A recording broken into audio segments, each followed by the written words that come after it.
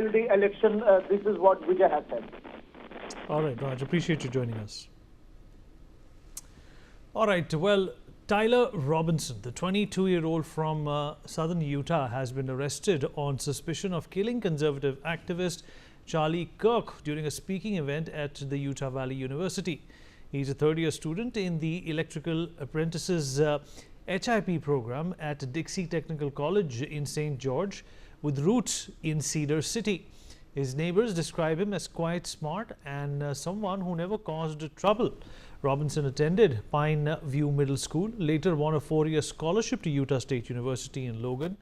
He studied there for 1 semester. He was amongst the top 1% of the college entrance exams and scored pretty well as well. Despite that academic promise, he shifted away from university life into trade training as an electrical apprentice. Robinson has 2 younger brothers. His mother works as a social worker at a non-profit healthcare company.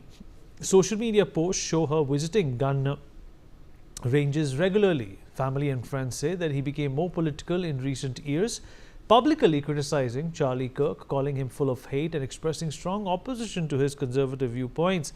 And turning point came when a family member reported that Robinson had implied or confessed involvement in the shooting to a friend, who then alerted the police. Investigators say that they found surveillance footage which shows him at the campus, and they recovered a Mauser model 98 bolt action rifle wrapped in a towel, nearly matching the description, though the motives behind the crime and his overall intention are not clear. Robinson is being held without bail and faces charges including murder, and we will talk about this with our guest joining us at this point in time.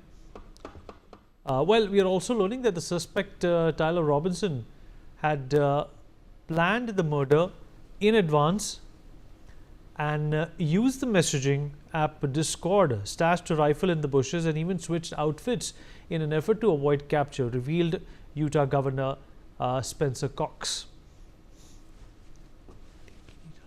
He said that the investigators talked to his roommate, who showed them Tyler Robinson's comments on instant messaging platform Discord, in which he described retrieving a rifle from a drop point, concealing it under a towel, and watching over the area.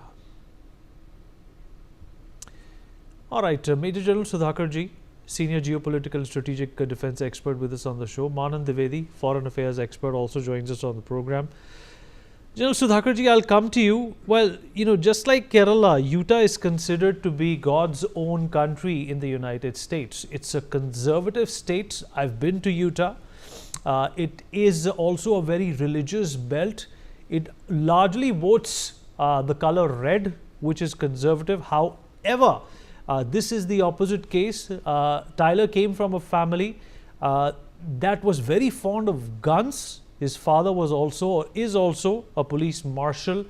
But at the end of it, sir, nobody deserves to die anywhere in the world for holding an opposite opinion. If we all start killing each other and dismiss the idea of a discourse, then of course America today would be considered a very deep and a dark place. Yeah, Vineet, good afternoon. Thank you for getting me to the show, and a very relevant point raised by you. Short and sweet answer is, this is despicable. This is not allowed in any rule of law land with some kind of a rule of law. USA being a superpower where the Statue of Liberty is actually flourished and glorified, I don't think this should be a welcome development. Maybe for lack of expression, I'm using this particular articulation, but the fact of the matter remains that why has it been allowed? What is the root cause? Like yesterday, I think I was in one of your shows you were anchoring. I had raised yesterday, the day before. When you go to a doctor has an option to diagnose the disease or the symptom. Now, how many more people do you expect in 2025 itself? I'm given to understand there are 2,200 cases till August, such kind of fratricidal killing or the firing incidents. And it has happened at anything and everywhere.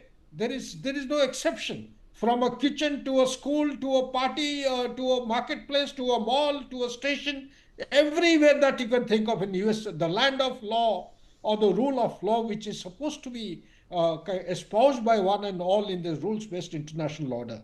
Now, if that is so, what is USA doing? Have they been able to diagnose the problem? What is the disease? Or they are just gifting away the symptom? I'll just take very short, quick reflection, if you allow me. Here is something which I wanted to share. Maybe the District of Columbia versus Heller, 2008. The Supreme Court of USA handed down a landmark decision that held amendment protects an individual right to keep a gun for self-defense. How long?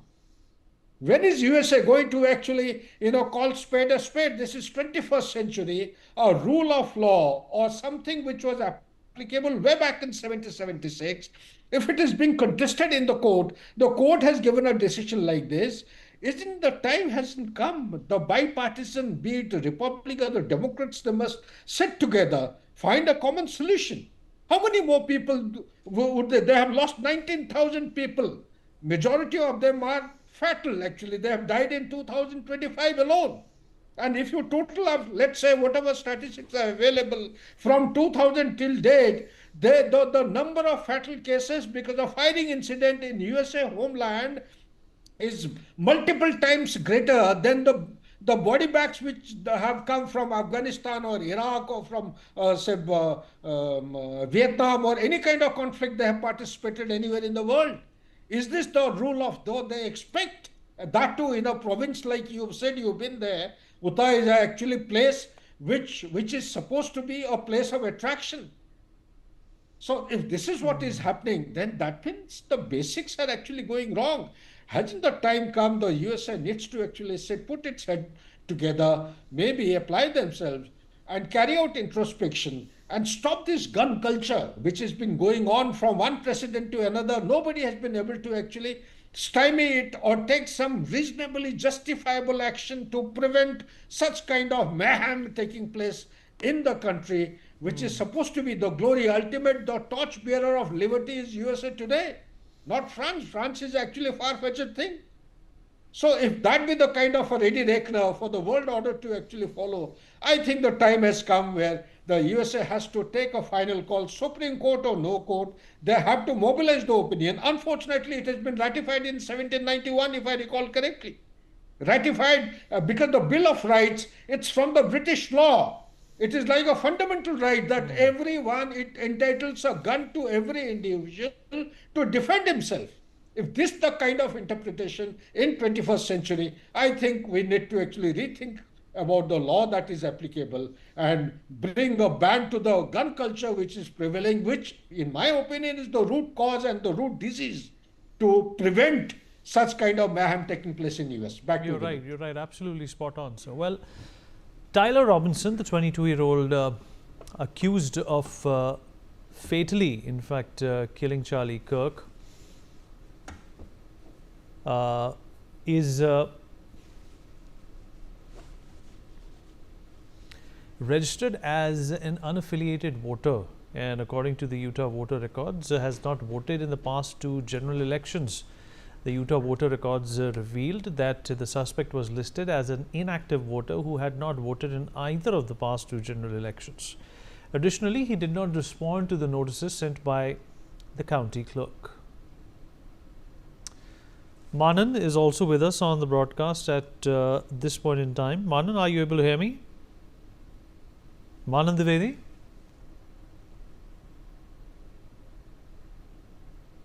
Manan, if you're there with us, if not... Yes, I can hear you. Manan, first up, let's understand that so far, whatever we know about Tyler Robinson, he doesn't seem to be someone who's done this out of any political differences with Charlie Kirk. It's being done solely out of some misplaced characterization of Charlie Kirk being wrong and his ideas being right. I would personally say, I personally feel that this kind of